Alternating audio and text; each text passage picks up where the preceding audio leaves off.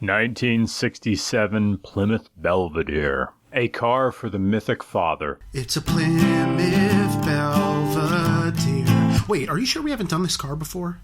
The sixth-generation Plymouth Belvedere, debuting in 1965, was designed by Chrysler to give pipe-filling hetero-family men a campfire to encircle with their embering Eisenhower value systems. Welcome to the past, when a man was expected to have an insurance job, a Rock Hudson haircut, and a family that wouldn't let you be a car guy before you were 25. Yes, the now distant past. Before makeup was so expensive that your wife went with a lack of sleep as a cheap alternative to eyeshadow. The glorious past, where you could feasibly go your entire adult life without ever seeing two people have intercourse unless you managed to have it yourself. The twisted past, where you knew queer people existed but never met one in real life.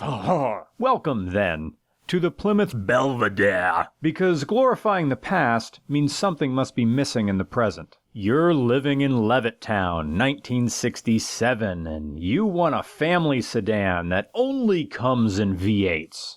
Here you are. These are your engine choices. 273 cubic inch or 4.5 liter V8, this is what this has. A 273 cubic inch or 4.5 liter. A 318 cubic inch or 5.2 liter. A 340 cubic inch or 5.6 liter. A 360 cubic inch or 5.9 liter. A 383 cubic inch or 6.3 liter. Or the 426 7 liter Hemi. And these are all Mopar LA blocks. Sounds similar to the Dodge Coronet? Yeah, same car. These are both Chrysler B-bodies. This 4.5 liter V8 makes about 200 horsepower. I'm thinking it's more like 190, because it's only got a 2-barrel Carter carburetor. But Dana, the owner, maxed the speed out at 110 miles an hour, and this is on a model that is pretty much bone stock except for the CB radio he installed. This may or may not have been a police car, maybe a detective's car. It's been repainted.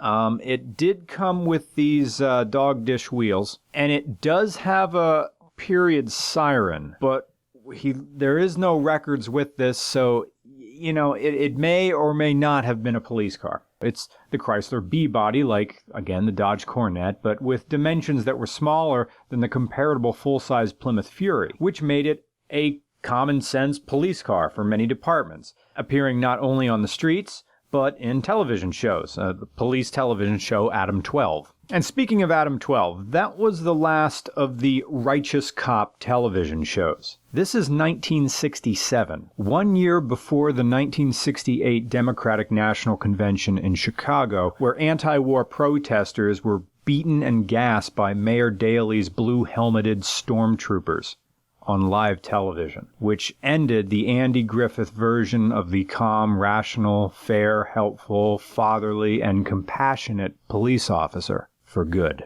Now, as the pendulum swings, modern police are portrayed as self-serving and unhinged, and modern fathers are portrayed as impulsive buffoons. This is a reaction to the all-knowing early 60s family man of legend.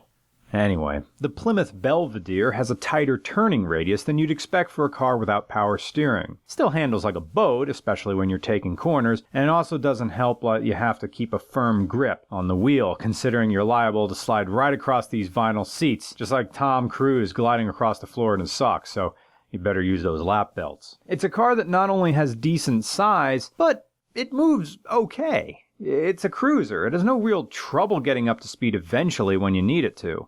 I mean, you get an initial surge of power, and then it just sort of plateaus. We'll get to that carburetor situation in a minute. And you have to stand on the brakes because they're not power. They're four-wheel drums, and there's no booster. And it also has the best heater I've ever experienced in a classic car. This was the coldest shooting day in RCR history with a wind chill of -6 degrees Fahrenheit. And we were comfortable inside this car. And in fact, Dana dailies this thing. He has to, because his Acura needs either one wheel bearing or two wheel bearings. And with time plus maintenance, that exceeds the cost of his used Acura. So he's just going to save up and buy something new.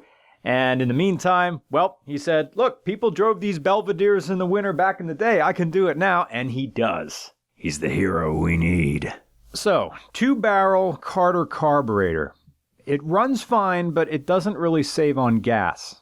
I think a 4-barrel would be more efficient than a 2-barrel, and your mileage would go up because you wouldn't have to mash the throttle to accelerate hard and hold it there all the way down until you reach your desired speed. It's only a 3-speed auto, and the space between the gearings is quite generous. I'm guessing the point of this 2-barrel and 2-barrel intake was just a base engine option made to sell the 4-barrel performance engines, which is weird because this is a Belvedere 2 as opposed to just a plain old Belvedere. The Belvedere 2 was supposed to be the upper trim package, and yet it still has the base engine, which may give more credit that this was a police vehicle, because if it just would have been like a fleet vehicle, like a detective's car or something like that.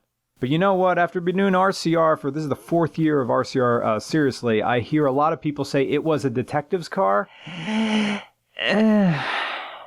I'm thinking when I hear that, I'm hearing shenanigans. Because if there's no real paperwork, police cars in the 50s, 60s, and 70s weren't heavily upfitted. I mean, modern police cars today are totally cut up. They're more augmented than J.C. Denton. But you know, back in the 60s, a police car, what did you need? You needed a single light on the top. You needed a place to put your clipbook. You needed a radio.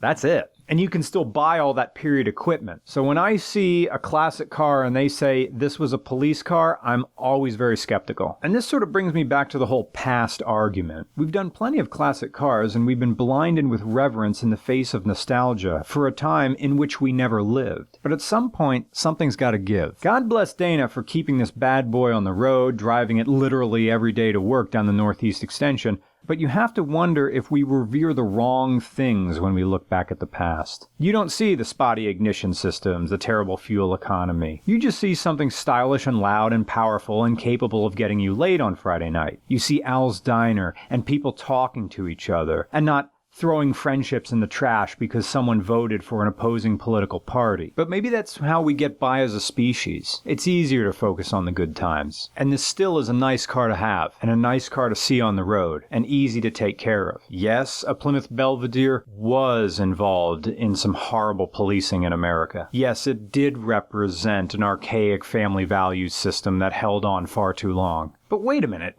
It's just a machine, and it still exists today and can still reinvent itself. If you can have faith that machines can mean different things, that means people can mean different things too. Plymouth Belvedere, take me back to my past, even though it's probably not as good as I remember it as. But let me just hang out